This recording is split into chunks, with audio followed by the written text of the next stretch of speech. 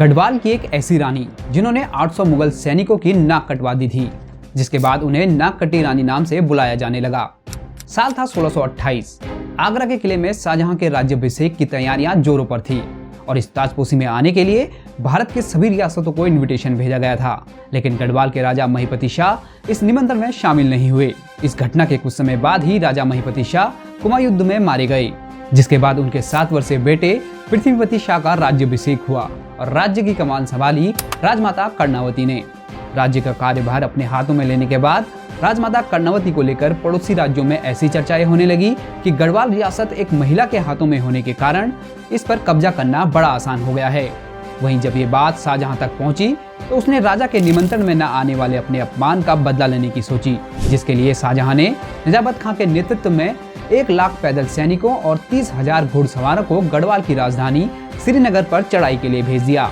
श्रीनगर पहुंचने पर नजाबत खां ने रानी को आत्मसमर्पण करने और 10 लाख रुपए जुर्माना भरने का संदेशा भिजवाया। इस प्रस्ताव को रानी ने स्वीकार कर लिया। उन्होंने नजाबत खां को 1 लाख रुपए देकर बाकी के पैसे चुकाने के लिए कुछ समय मांगा। यहाँ नजाबत खां ने रानी को समय दे दिया और अपना डेरा वहीं डालकर वो बचे हुए पैसों का इंतजार करने लगा। उधर रानी कर्णावती कुछ अलग और बड़ा करने की सोच रही थी।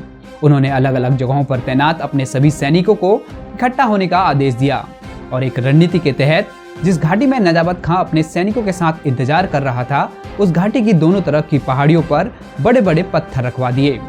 अब गढ़वाली सैनिकों की तरफ से मुगल सेना पर हमले की पूरी तैयारी हो चुकी थी। यहाँ उनके सैनिकों को बस रानी के आदेश का इंतजार था।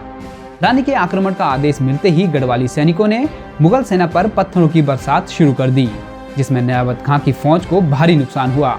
उसके कई सैनिक मारे गए और लगभग 800 सैनिकों को बंदी बनाकर रानी के सामने लाया गया। रानी चाहती तो यहाँ मुगल सैनिकों को मरवा सकती थी, लेकिन उन्होंने ऐसा नहीं किया। उन्होंने इन सभी सैनिकों को माफ तो कर दिया, लेकिन एक शर्त के साथ। शर्त थी मुगल सैनिकों को अपनी नाक कटवानी होगी। अगर वो ऐसा करते हैं तो उनकी जान बख्श दी जाएगी। जान बचाने के लिए मुगल सैनिक नाक कटवाने को भी तैयार हो गए। यहाँ नजाबत खां को भी अपनी नाक कटवानी पड़ी। इस घटना के बाद रानी कर्णावती को नाक कटी रानी के नाम से बुलाया जाने लगा। उधर शर्म के मारे नजाबत खां ने वापस पहुंचने से पहले ही जहर खाकर जान दे दी और गढ़वाल को जीतने का शाहजहां का सपना कभी पूरा नहीं हो सका।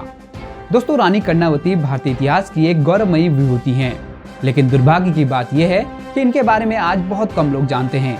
ऐसे में अब यह आप लोगों का फर्ज है कि इस वीडियो को ज्यादा से ज्यादा लोगों तक पहुंचाएं, ताकि मुगल सैनिकों की नाक काटने वाली इस वीरांगना रानी कर्णावती के बारे में सभी लोग जान पाएं।